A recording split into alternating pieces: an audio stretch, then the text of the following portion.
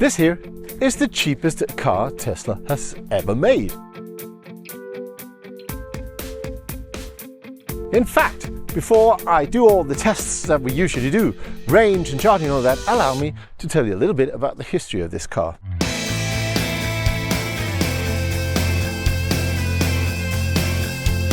See, back in 2016, Elon Musk was on stage in Hawthorne in California presenting their new mass market car, the Tesla Model 3. The Tesla Model 3 was supposed to come out at a very low cost of $35,000. Now, initially it came out at $50,000. It took them quite a while to work down to reach the price of $35,000. And here in Europe, of course, you have to add tariffs and transport and VAT and other, lovely taxes that we have here in order to reach the final price. Yet, this car is now available here in Europe for the very low price of 33,000 euros. In fact, that price is so low, their competition, they're left out in the cold. It's really difficult to find something that can compete in price with this Tesla. However, in order to get down to the low price of 33,000 euros, they've had to cut some corners. This is the standard, the low cost Tesla. So let's see, let's test it, let's try it out, and let's see if it's any good or if they've cut too many corners, because this is totally electric. So before we get into the details of the actual car, a word about Tesla. Now, I know that this is a brand that have absolute fans and absolute haters, and I also understand that there are some political connotations with this car and this brand. Now, in this video, can we please just avoid all of that? What I would like to do is show you the car, what I think about the car. Now, if you then discard it because you dislike the CEO of the company, or you think he's got some political ideas that you disagree with, that's fine, and that's absolutely your right to do so. But I'm not here to put that filter on this car. You can do that yourself. Okay, so the car is a sedan. It's 4 meters, 72 meters long. It's 1.85 meters wide and 1.44 meters tall. So it's quite sleek and sporty looking. It has 4 doors, 5 seats, and a 60 kilowatt hour battery with which it can supposedly do 534 kilometers according to the WLTP standard. In this video, we're going to do an actual highway test at 120 kilometers per hour to see how far it can really go. Charging is at a maximum speed of 170 kilowatts or 11 kilowatts on AC charging. We're also going to test that. Now, one of the important things about a Tesla is all the tech you get, the IT inside it, the cameras, the autopilot, and this car has got all of that installed. So even if you get the basic version, you get the same high-tech computer, you get the same cameras, and you get the same full self-driving possibility installed. More about that later. There are no limitations, even if you buy this one, the 33,000 euro Tesla. The standard Model 3 is available in only 3 colors: grey, like in this video, black or white. If you want any of the other fancy colors, well, red or blue, I think it is, you're gonna have to buy a bigger trim. Other than that, it's pretty much the same as the other versions, except for, of course, the performance, which has got spoilers and all things on it. This one, however, has got these wheel covers, which look all right.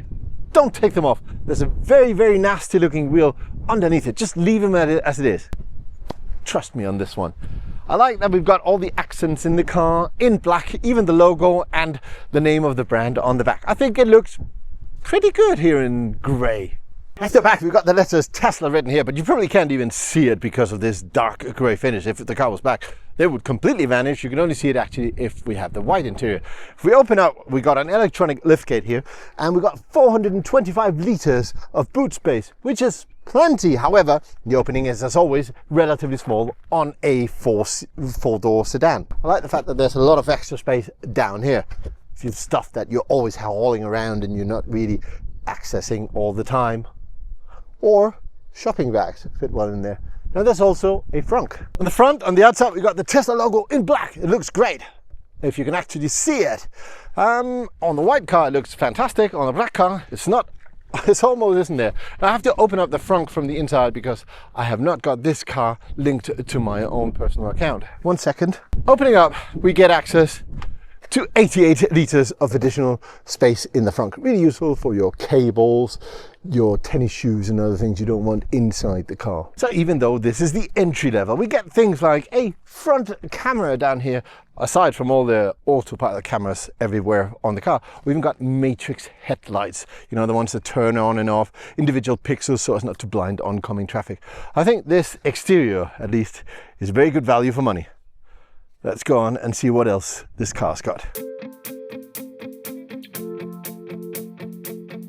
Highway testing the range of the standard range entry level cheapest of them all, the Tesla Model 3. This is one of the most efficient cars in the world. It is actually the most efficient Tesla ever. So let's test it. We've got the highway right out here. I've got 97% battery. We'll do math at the end to see how far you can go on 100% battery. I've set the trip thing to 0 because you can sort of do your own custom trips and stuff. So let's do it. Now might be a good time to pause the video and put down below how far do you think I'll go at highway speeds. And when I say highway speeds, I'm referring to Spanish highway speeds because I live in Spain. So that means 120 kilometers an hour, which I believe is just around 73 miles per hour. Let's see. And I stay at 120 consistently. I don't slow down unless there's something, you know, some security reason not to do it. And I go halfway through the battery and then I turn around and come back here. So I try to even out and make sure that conditions of going uphill, downhill, and all that is as level as absolutely possible. This first bit of the trip is quite a lot of uphill, and I've seen some cars do 25, 28 kilowatt hours per 100 kilometers on this first bit here, but the Tesla is doing it in just 16. I've never seen a car this efficient on this first bit here. It's absolutely amazing. Well, but we still have to, you know, do the whole trip, use the entire battery, see how far we go. So one of the most important bits when traveling in an EV is, of course, planning a route and seeing how well it does it, you know, planning the charging stops and all that. So let's see how well the Tesla does that. Since we last tested a Tesla, they've now added their AI assistant, so I can just talk to it. Hey Grok, can you plan a route for me? I'd like to visit some restaurant in the northern part of Holland.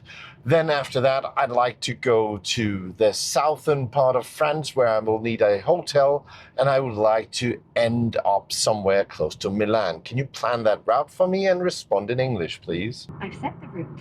First, more restaurant in Groningen for northern Holland, then Seoul Hotel, Golfe de Saint-Tropez in southern France, and ending at Milan Marriott Hotel near Milan. It's about 1,536 kilometers to the first stop. Shall I detail the full distance and time? That's all right. This is all I need. Thank you very much and goodbye. That is absolutely amazing. I can just tell it super complex things. I can tell I want to go to some place nearby where I can find a charger, etc., etc., and it's just going to do it. Furthermore, it's going to plan the route. If you let me just pull it up here, it's going to plan the full route with all my charging stops. It's going to tell me how much battery I'm going to have in each one of the charging stops, how long time I have to stay there, and it's going to optimize it for getting there as quickly as possible. This is how you do it. This is how it should be done.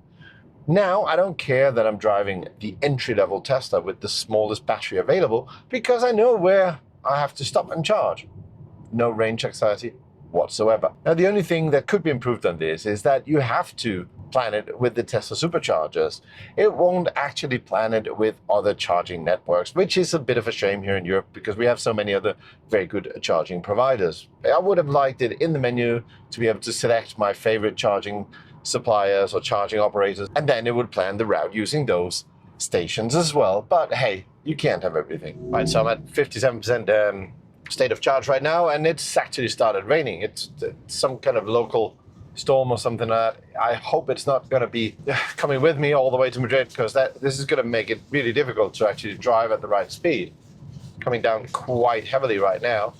So I might be thinking about turning around just to get out of this storm, and I could always drive a bit back and forth closer to Madrid where the weather's a little bit better. But hey, it's all part of the journey, isn't it? You can see the storm fronts are being drawn up on the map, and I was just in a very local but quite intense storm right there. Hail was coming down and everything. Cars had to stop, but seems like heading away from it now. So I guess I can just get back to doing my range test. Wow, that was intense. Right, I've done more than 300 kilometers now, and to be honest, I had to stop just to stretch my legs because it's 2 hours and 40 minutes so far. The car's doing fine. I've got 19% battery left. It says I'm going to get to the charger with 13% now. A little bit more than when I turned around, but not a massive difference. Well, I guess I have to drive a little bit further and go back. I do need to arrive at the charger with less than 10% just to check how fast the charging goes. Car's extremely efficient. It can just keep going. So I've just passed by the charger there, and I've got 12% left on the battery, exactly the same as what it said I was going to have. Wonderful. This is one of the things that Tesla does the very, very best. You know, they calculate exactly with how much energy you're going to get to your destination. That's really important. Say, for example, if it says you're going to get there with 10% and you end up getting there with 30%, you've wasted your time. You could have maybe skipped the charging stop or something like that. On the other hand, if it says you're going to get there with 30 and you get there with 10, you'll get range anxiety. So, you know, calculating exactly the percentage at your destination is really, really important for traveling. And Tesla does it the best. Now we are arriving at the charge point.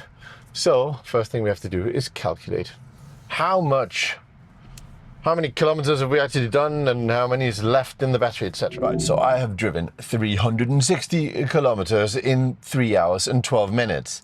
Means that I've been going at an average speed of 112.8 kilometers now, which is the same as 70 miles per hour. The efficiency has been 140.7 watt hours per kilometer, or the same as 226 watt hours per mile. That is extraordinary at that speed. Then if I were to use 100% of the battery, because I've still got 7% left, and I left having used already 3%, so I gotta add another 10% on top of that, the total range at highway speed on a day like today is 401 kilometers, or the same as 249 miles. I think that's an amazing result for a standard range. Most long-range cars from other brands don't go that far. So now, let's do the charging test. Right, so we're at the Thunder charging station. Now, I know that Tesla's got their own superchargers, and if I have the time, I'll do a test at that as well. But these here should be just as fast for this car. If you're not familiar with Thunder, they're a Spanish operator of charging points. They're cheap, they're reliable, they're fast. Try them out if you're on holidays here in Spain. I just want to thank Thunder for collaborating with me on doing these tests. Without their help, this wouldn't be possible. So we need to charge 200 kilometers, the equivalent of 28.2 kilowatt hours. Let's see how long time it takes. Let's go. So we're at 182 kilowatts. It went straight up to that. Just plugged it in and we're straight at 182. Wow, that's a lot of glare. Hope you can see the graph here. Now, it didn't have the opportunity to preheat the battery because the car didn't know about this charging station.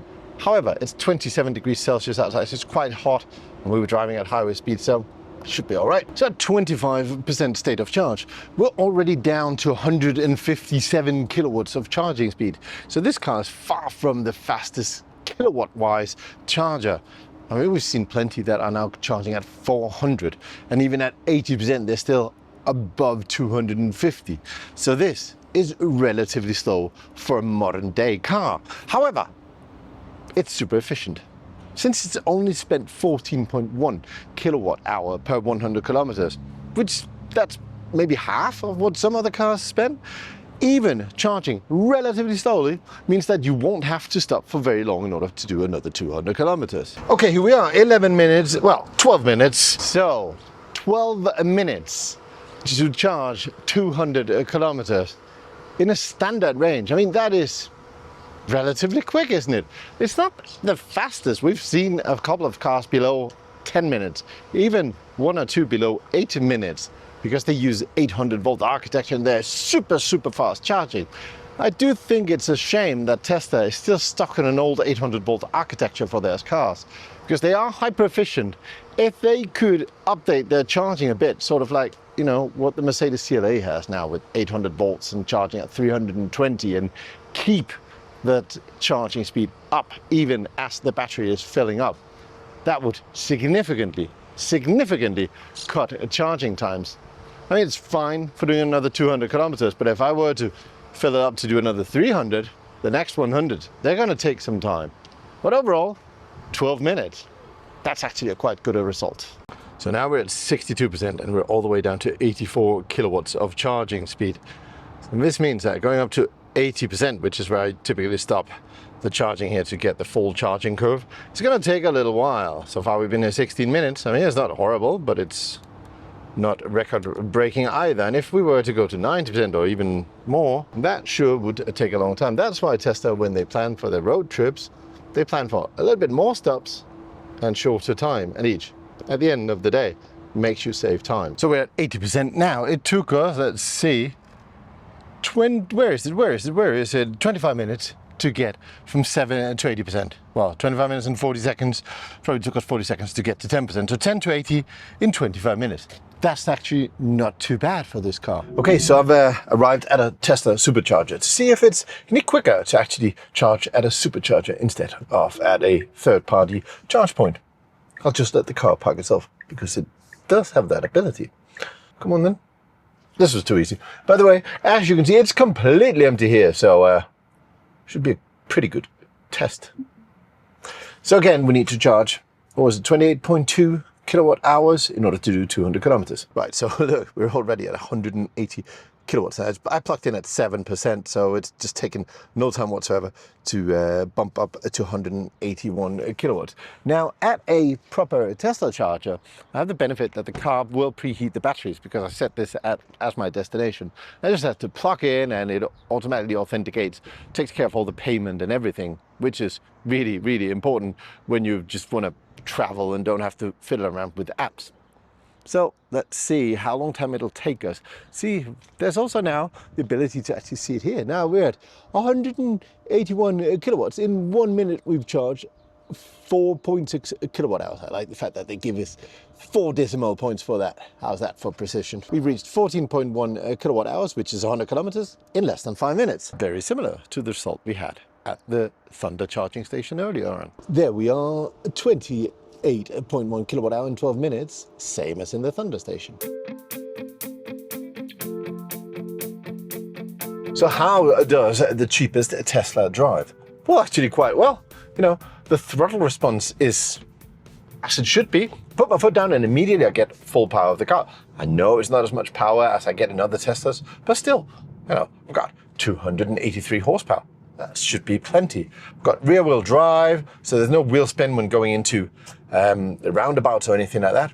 It just does everything quite well, to be honest. Now, you can't do a whole lot of setup. Actually, you can't change how firm the steering wheel is. You can't change much aside from the throttle response, which has 2 settings, standard and relax. So if I put it on relax, not much changes. Maybe it's more comfortable for passengers, not really sure. It's a little bit slower, but let's just put it on standard. If you're just careful with your foot, it'll be just as efficient driving it like that. Now, regenerative braking is just set to whatever the standard for Tesla is, and it is quite strong, the regenerative braking. So I'm driving 40, let me get up to 50, and I let go 50 kilometers now, and now I'm at 40, 30, 20, 10, and it comes to a full stop. So this has got true one-pedal driving. In other Tesla models, you used to be able to configure that so that when you got to a full stop, it would still, you know, slide forward, some sort of like an automatic gas car, but not in this one. It's one-pedal driving, whether you want it or not. I want it, so I'm happy with that. But I do realize that it's not to everybody's liking. The steering wheel is quite light in comparison to what they have as sport mode in some other Teslas on their steering wheel. This one is actually, yeah, it's light at slow speeds, but when you then are at highway speeds, it firms up quite a lot. It's okay. I would have preferred something a bit heavier in the steering, but it's not really a big problem either. Overall, it does everything well. It's not fantastic or brilliant or anything like that. And certainly what I'm lacking mostly is the ability to configure different setups for different drivers. But other than that, it's quite a pleasant drive. So let's see how fast the Tesla Model 3 standard is. It's supposed to be the slowest Tesla Model 3 ever. 6.2 seconds to 100. We're going to use this device here. It's called the Draggy. It's a high precision GPS. It connects to my phone and everything. Let's see how it does. So there's no sport or launch or anything like that. I've just got the standard mode instead of relax. So I guess that's the fastest it can do. There's no trick to it. I've got 83% battery. So let's do this. It's not fast. So I've done the test a few times now, and the results, 6.2 seconds. Exactly as advertised. It's all right. The interior of the Tesla Model 3 has always been absolutely minimalist, and in this version, more than ever.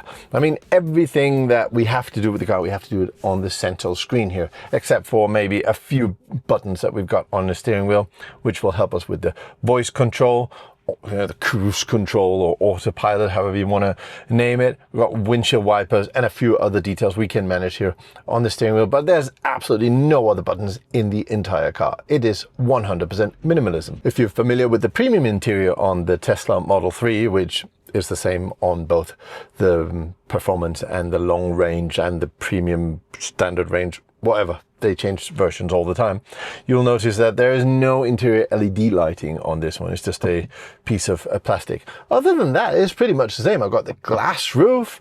I've got my phone chargers down here. I've got this middle center console for hiding stuff. And in here, it's not much of a difference there. The seats are different though.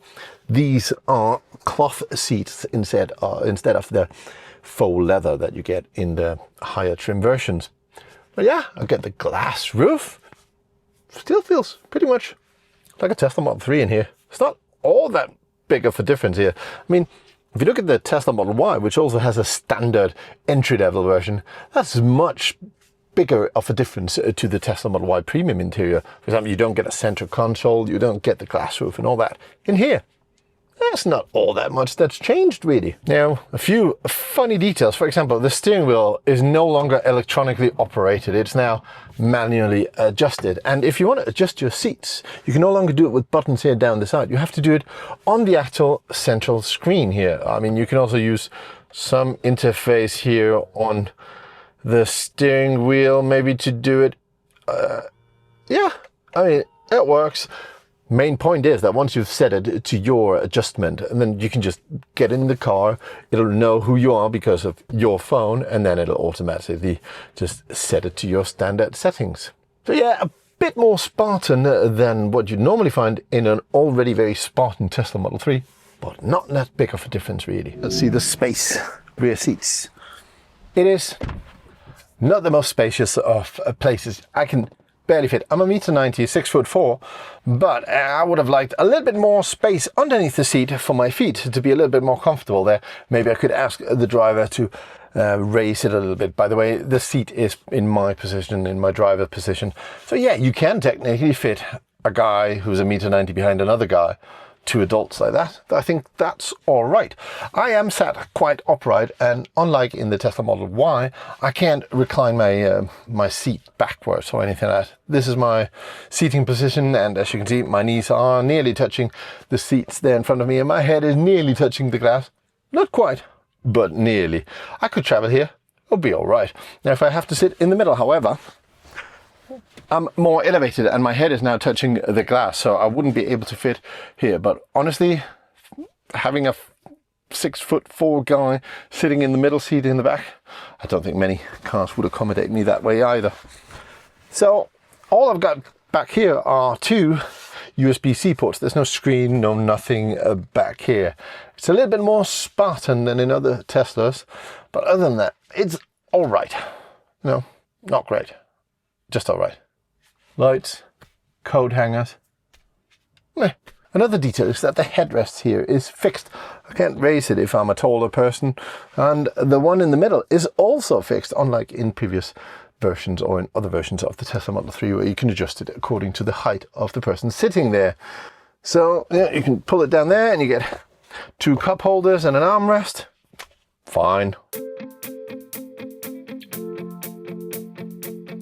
When you talk about technology in a Tesla, you of course have to talk about this massive screen we've got here in the middle, because there's basically nothing else in the entire car. Fortunately, this screen is absolutely top of the line within the automotive industry. It's really quick and it's got a ton of options and they're well organized. You've got this menu system here where you can change between the different things on the car. You've got an adjustable bar down there, so you can say, oh, I'm the kind of person who likes to use my cameras all the time. So you just drag that icon down there and then it's available for you for viewing. By the way, look at how well you can see all the cameras around the car. Unfortunately, there's no 360 view. It has to be just this way according to the cameras, right?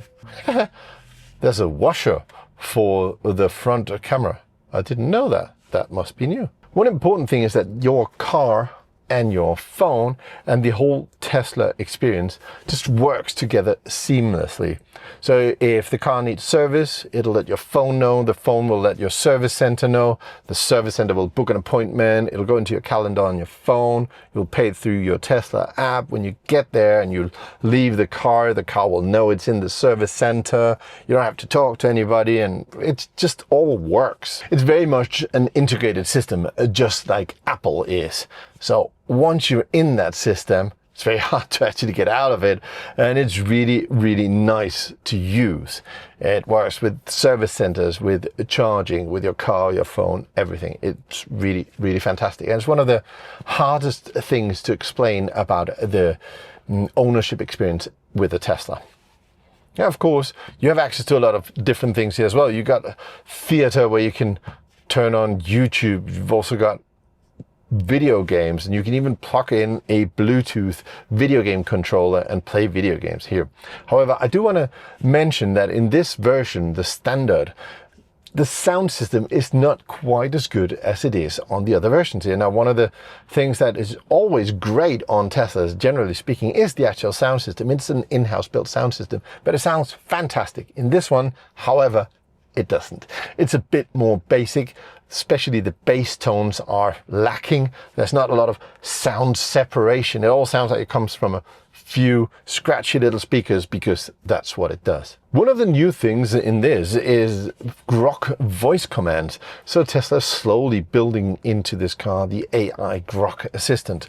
Currently, it doesn't do a whole lot. It can help you with navigation, and it can also help you with just like general questions that Grok can access from the cloud. But it can't like open your window or turn on your seat heaters or something like that. But you can say, hey Grok, find me a place where I can eat a pizza. There's Pizzeria Kamama just 500 meters away on Calle de Cervantes, or Carre Donna Kebab 300 meters on Plaza del Paseo, open till 11:30. Okay, which one?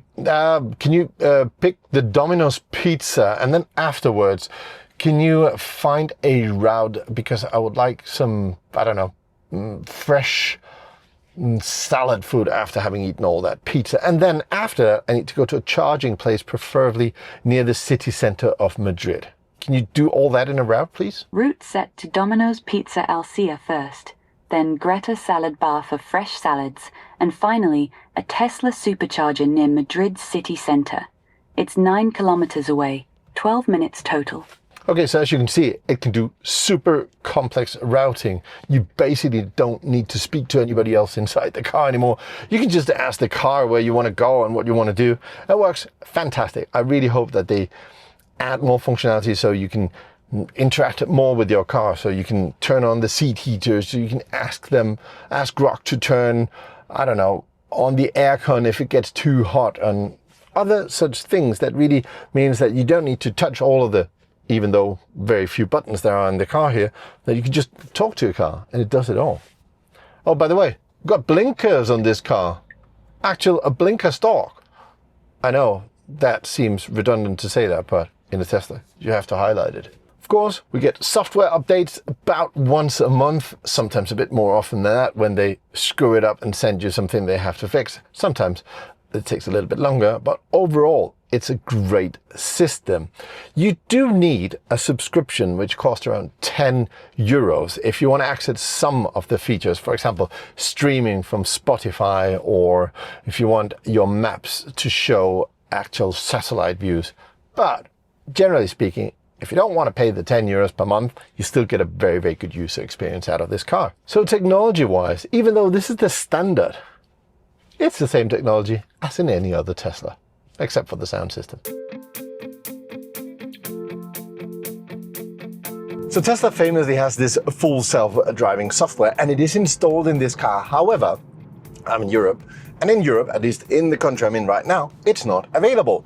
In fact, as of right now, which is sort of beginning of May, it's only available in Holland or the Netherlands. So I have to evaluate this car and have to judge it exactly on its capabilities right now as it is right here. I know that in a month or two, or maybe when you're watching this video, we might have full self-driving available to us where the car will do almost the driving 100% by itself. But that is not the case right now, so that's what I have to judge it on. Please take that into account with my following comments. So what do you get in Europe right now? You get lane keep assist and you get automatic on adaptive cruise control. So if I turn it on, it's now set to 70 and I can not let go, but I can let the car drive itself now.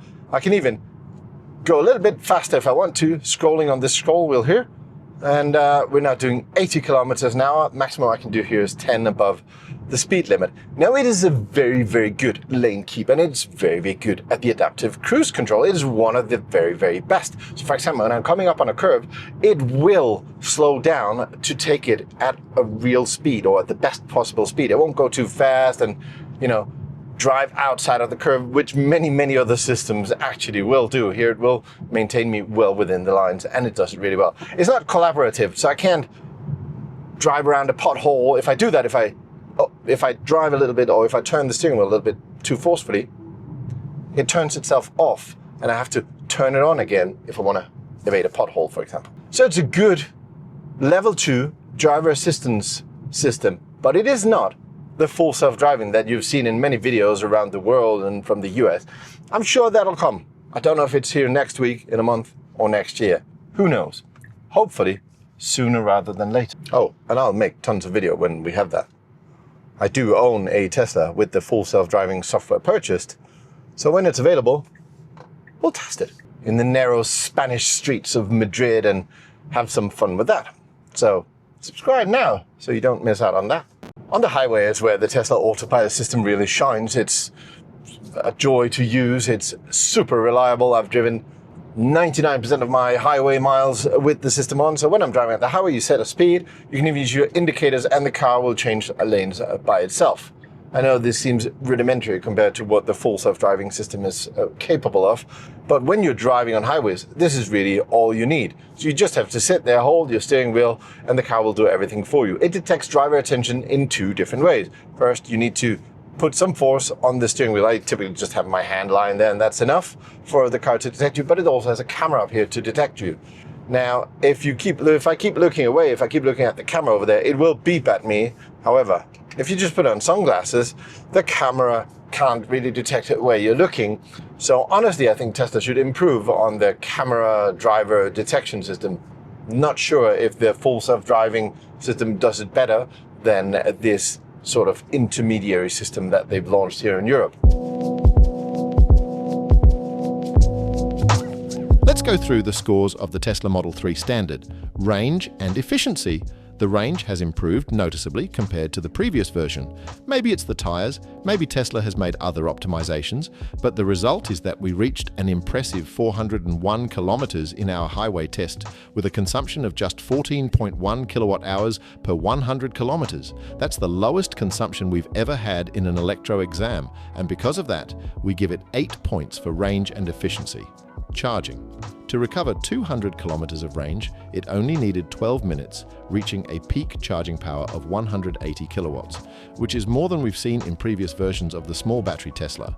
Of course, it has all the convenience features for planning trips, charging stops, and routes. The only thing missing is V2L, vehicle to load capability, but even so, the Tesla gets 8 points for charging. Driving and performance.